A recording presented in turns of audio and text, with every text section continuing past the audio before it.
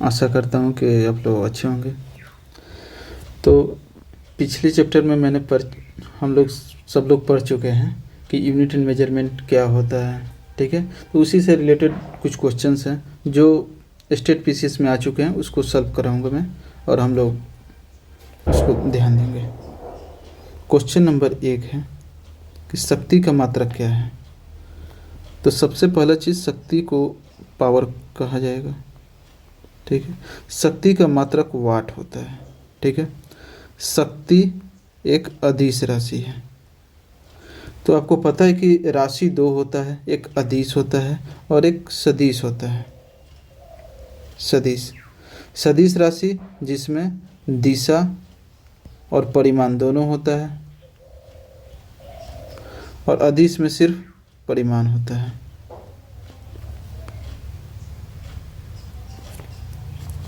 शक्ति यानी कि पावर का फॉर्मूला क्या होता है? कार्य बटे समय। कार्य का मात्रक क्या होता है? कार्य का मात्रक होता है जूल, समय को सेकंड। उसी को नीचे लिखा हुआ है कि शक्ति का SI मात्रक वाट होता है जो जूल प्रति सेकंड के बराबर होता है। इसका मतलब ये होता है कि 1 जूल प्रति सेकंड में 1 वाट होता है। ठीक है, अब क्वेश्चन नंबर 2। क्वेश्चन नंबर 2 है विद्युत शक्ति का इकाई क्या है। विद्युत शक्ति का इकाई भी वाट है, और इसको किलोवाट घंटा भी अगर ऑप्शन में होगा तो वो भी सही हो सकता है। किलोवाट घंटा, या इसका मतलब ये होता है कि 1 घंटा में आपने कितना किलोवाट बिजली की खपत किया है, ये किलोवाट घंटा का मीन्स होता है। तो आप लोग जैसे कि बिजली जो मीटर होता है उसमें मीटर में जैसे कि इस बार पता चलता है कि आप लोगों ने 5 यूनिट बिजली की खपत किए हैं। तो 5 यूनिट मतलब होता है कि 1 घंटे में 5 किलोवाट बिजली आप लोगों ने खपत किए हैं। ठीक है, 1 किलोवाट 1 किलोवाट 1 किलोवाट घंटा में 10 का पावर क्यू वाट होता है, और 1 किलोवाट घंटा बराबर 3.6 इंटू 10 का पावर 6 जूल होता है। एक क्वेश्चन में इतना सारा फैक्ट्स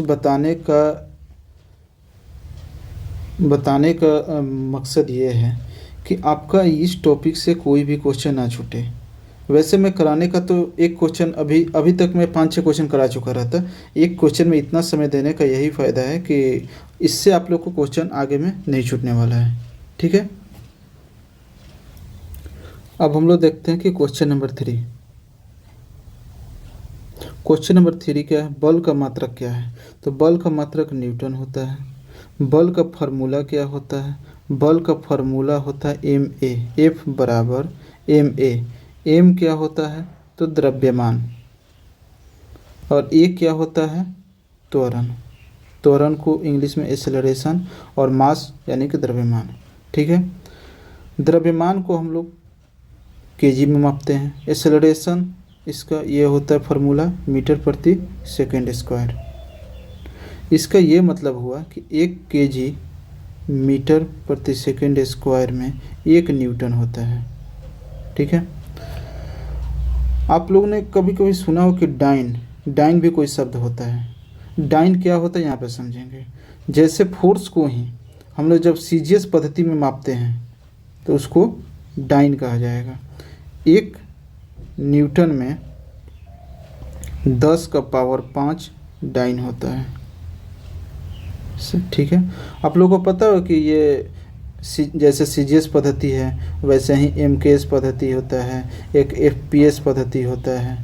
ठीक है, बल क्या है? तो सदिश राशि है। 2 चीज़ होता है, जैसे कि एक होता है, आप लोगों ने सुना होगा कि डायरेक्टली प्रोपोर्शनल, ठीक है। एक होता है इन्वर्स प्रोपोर्शनल, ठीक है। दो चीज़ होता है, यही चीज़ है जो लगभग पूरा फिजिक्स को संभाल के रखा है। ये दोनों चीज़ जो समझ गया, यानी कि फिजिक्स उसके लिए बहुत आसान है। जैसे कि डायरेक्टली प्रोपोर्शन, इसको हिंदी में समानुपाती और इन्वर्स को व्युत्क्रमानुपाती।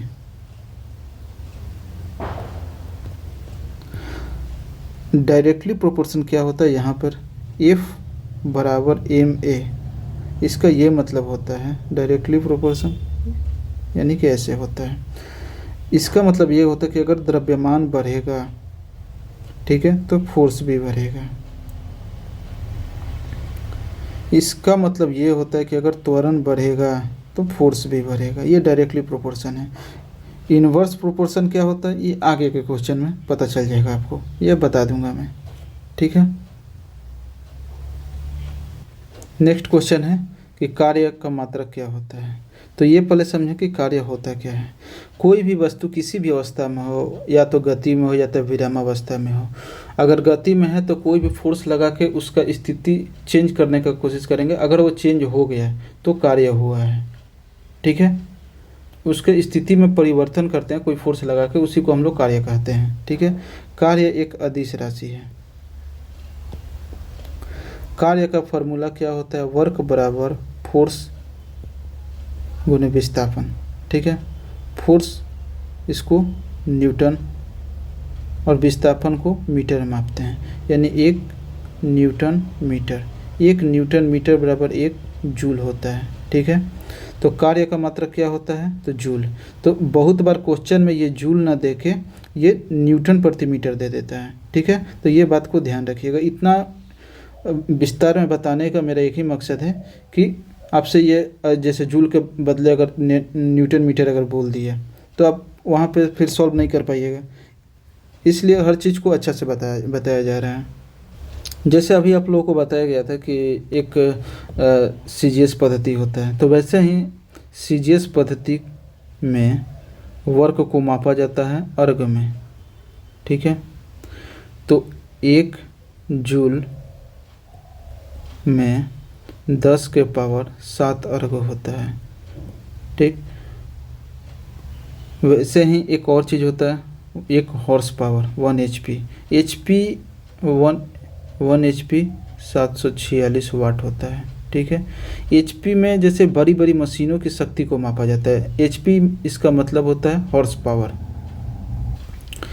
कार्य जो है पॉजिटिव भी हो सकता है, निगेटिव भी हो सकता है और शून्य भी हो सकता है, ठीक है।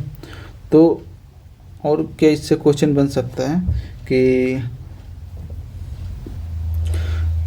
कार्य कब सबसे ज़्यादा होगा, मतलब वर्क सबसे ज़्यादा कब होगा, जब फोर्स, यहाँ पे बताता हूँ, जब फोर्स यानी कि फोर्स का डायरेक्शन और विस्थापन यानी कि एस, ये दोनों का डायरेक्शन एक ही दिशा हो, दिशा जो है सेम हो, तो सबसे ज़्यादा कार्य होगा। और सबसे कम यानी कि निगेटिव में चला जाएगा अगर फोर्स और विस्थापन का डायरेक्शन अपोजिट हो तो वर्क सबसे कम होगा, ठीक है। ये सबसे कम होगा और ये सबसे ज़्यादा होगा। अब नेक्स्ट क्वेश्चन है 5 नंबर, आवृत्ति। आवृत्ति को मापा जाता है हर्ट्ज में, ठीक है।